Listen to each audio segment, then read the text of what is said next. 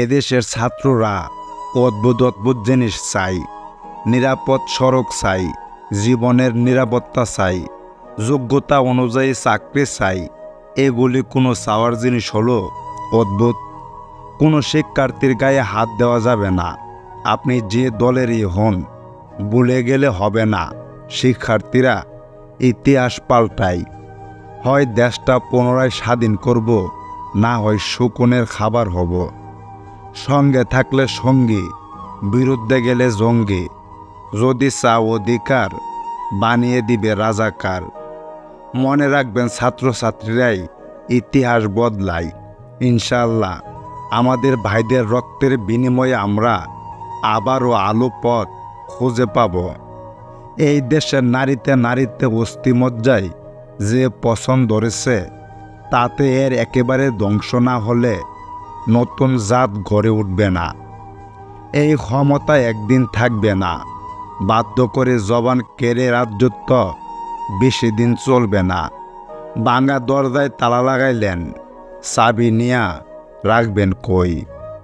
চাকরি বাঁচানোর জন্য যদি ছাত্রদের উপর গুলি চালানোর অর্ডার মানতে হয়, তাহলে চাকরি ছেড়ে দেন। আরেকজনের সন্তান মেরে ওই চাকরির বেতন দিয়ে আপনার সন্তানের ভাত কিনবেন কিভাবে? যে দেশে আবু সায়েদরা জন্মায়, সেই দেশ হারবে না। সাহস রাখেন, আবার প্রতিরোধ গড়ে তোলেন। দমন পীড়ন সমাধান নয়, শিক্ষার্থীদের রক্ত ঝরছে। রাষ্ট্র, তুমি মানবিক হও, সমাধান করো। সব কিছুর সাথে রাজনীতি না মিশিয়ে মানুষের কথা শোনা হোক। রক্তের কোনো রাজনৈতিক রং হয় না। মানুষকে বাঁচতে দাও তার মত প্রকাশের স্বাধীনতায়। আর কোনো শিক্ষার্থীর রক্ত না ঝরুক।